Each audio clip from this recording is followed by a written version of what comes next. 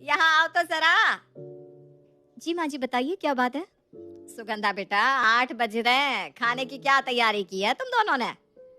खाना तैयार है माँ जी। वो मिष्का सलाद काट रही है और पुलाव बना रही है, बाकी सब तैयार है। हाँ, मतलब अभी बना ही रही हो ना दोनों। ऐसा करो, 2 आदमी का खाना और बढ़ा लो, और एक काम करना, खीर भी चढ़ा देना। क्या हुआ माँ जी, ऐसे अचानक कौन आ रहा है? अरे तू ज्यादा आंखें मत फाड़, मेरा मिक्कू भैया आ रहा है। हाय, कितनी मिन्नतें करने पे तो आने को राजी हुआ है, और 2 रोटी खिलाने के नाम पर तू आंखें फाड़ रही है। ऐसी बात नहीं है माँ जी, वो भाभी बस इतना कहना चाहती थी कि ऐसे अचानक मामा जी आ रहे हैं, सब खैरियत तो है ना। बाकी अगर थोड़ा बताकर आते तो हमें तैयारी करने को पूरा टाइम मिलता ना। अरे तू अपना जी क्यों छोटा कर रही है? जी भर के तैयारी कर ले, वो 9:30 से पहले यहाँ नहीं आने वाला। तुम दोनों ऐसा करो, तब तक खाना तैयार कर दो और ड्राइंग रूम भी बिल्कुल चमका दो। मेरा मिक्कू भैया आए तो उसे पूरे घर में गंदगी ना दिखने पाए। अपनी बात कहकर उर्वशी अपने कमरे में जाकर कपड़े बदलने लगती है। कुछ ही देर में उर्वशी नई साड़ी पहनकर तैयार होकर सोफे पर बैठ जाती है और दोनों बहुओं को काम बताने लगती है। उर्वशी के बताए अनुसार दोनों बहुएं भाग भाग कर सारे काम निपटा रही थी। मिष्का, तूने खीर चढ़ा दी है ना? और हाँ, पनीर की सब्जी बनाना। कभी घिया तौरी लाकर मेरे भाई के आगे रख दो। तुम दोनों की मिली भगत मैं खूब समझती हूँ। अगर मैं यहाँ ना बैठूं ना तो मजाल है जो एक भी काम हो पाए। माँ जी, पहले हम दोनों मिलकर यहाँ की साफ सफाई कर देते हैं, उसके बाद मिलकर खाने का काम भी निपटा देंगे। सुगंधा और मिष्का ने जल्दी जल्दी हॉल में झाड़ू पोछा किया, सोफा कवर चेंज करने के बाद फटाफट डस्टिंग की और फिर से खाना बनाने में जुट गई। भाभी, आपको नहीं लगता माँ जी को हमें समय से बता देना चाहिए था कि आज घर पर कोई खाने के लिए आने वाला है? मिष्का, इनका तो रोज का है। समय से बता देती तो ये जो रौब दिखा रही है कि सब कुछ उन्होंने ही करवाया है, वो कैसे दिखा पाती? तू छोड़ ये सब बातें, ऐसा कर जल्दी जल्दी काम निपटा ताकि हम भी आज की शिफ्ट खत्म करके चैन से कुछ देर सांस ले पाए। सुगंधा और मिष्का जल्दी जल्दी काम निपटा रही थी। तभी सुगंधा का 5 साल का बेटा वहां आ जाता है। मम्मा, अभी तक खाना नहीं बना क्या? मुझे नींद आ रही है। बन गया है बेटा, बस मैं ला ही रही हूँ। भाभी, अब दोनों बच्चों को खाना खिला दो, मैं रसोई देखती हूँ। मिष्का को रसोई की जिम्मेदारी सौंपकर सुगंधा जाकर अपने बच्चों को खाना खिलाने लगती है। तभी कुछ ही देर में मामा जी घर आ जाते हैं। सुगंधा, मिष्का, जल्दी आओ। देखो मेरे मिक्कू भैया आ गए। मिक्कू भैया, आओ आओ। सच्ची बहुत अच्छा लगा कि आप भाभी के साथ खाने पर आए। हाँ छोटी, तू इतना जिद कर रही थी, अब बहन प्यार से बुलाए और भाई ना आए, ये तो गलत बात हो जाएगी ना। और जब बहन इतनी प्यारी हो तो कोई मना कैसे कर सकता है?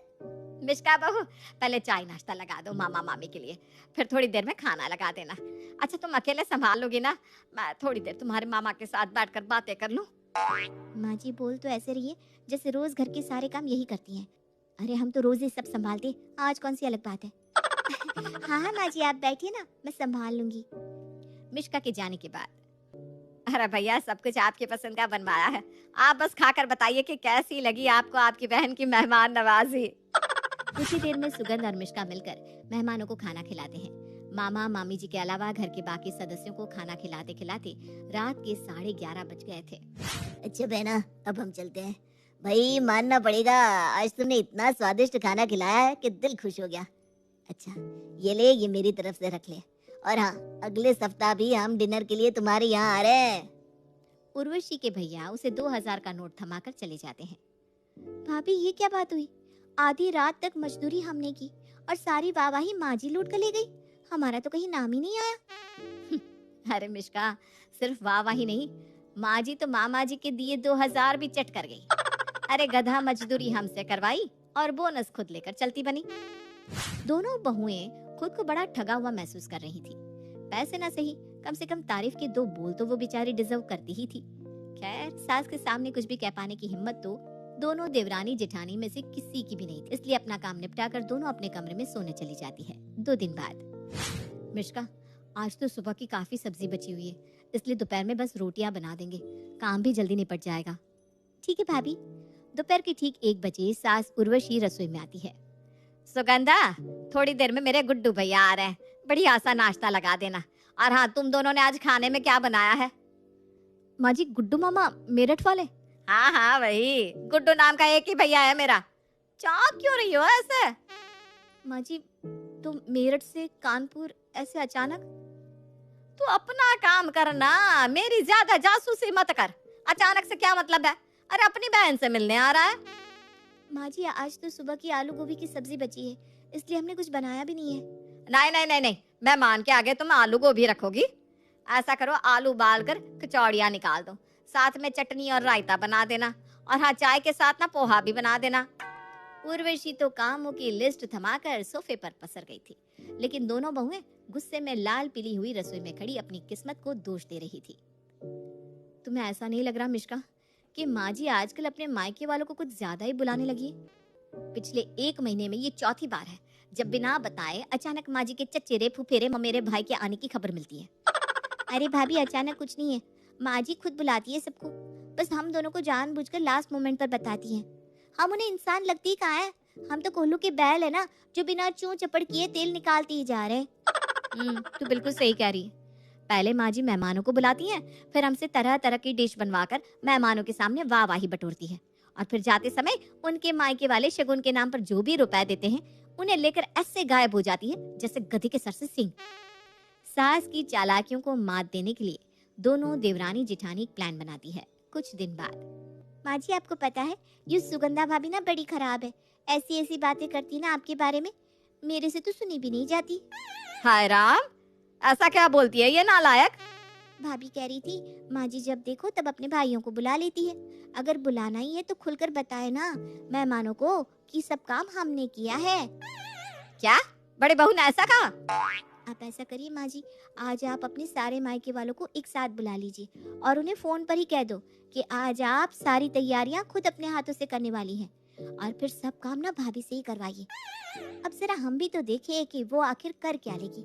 आप सास हो, सास चाहे बहू से कुछ भी करवा ले। बहुत बढ़िया आइडिया दिया तूने, आज ही मैं अपने सारे भाई बहनों को बुला लेती हूँ। उर्वशी सबको खाने पर बुला लेती है और खुश होकर कहती है कि आज तो वो खुद अपने हाथों से सारी तैयारी करने वाली है। अब जैसा कि उर्वशी की आदत थी, उसने बहुओं को काम की पूरी लिस्ट बताई और खुद घर से बाहर अपनी सहेलियों के पास घूमने के लिए निकल पड़ी। शाम को मेहमानों के आने से पहले उर्वशी घर पहुंची और झटपट तैयार होकर मेहमानों का इंतजार करने लगी। अरे माँ जी आप तैयार हो गई? चलिए अच्छा ही है, खाना भी तैयार है, मैं जरा ना अपने कमरे में हूँ, आप देख लेंगी ना माँ जी? हाँ हाँ बेटा, क्यों नहीं। कुछ ही देर में सभी मेहमान घर पर पहुंच चुके थे। अरे आओ आओ भैया, आप यहाँ बैठिए ना सोफे पर। उर्वशी सबको घर के अंदर आने के लिए कह रही थी कि उसके मन्नू भैया और भाभी फिसल कर जमीन पर गिर पड़ते हैं। अरे दीदी आप तो कह रही थी आज पूरा इंतजाम आप देखेगी, सब कुछ एकदम चाक चौबंद मिलेगा, ये है आपका इंतजाम। हाय दरवाजे पर ही पटक दिया। अरे भैया पता नहीं आप कैसे गिर पड़े। दीदी यहाँ तो तेल गिरा हुआ दिखाई पड़ रहा है।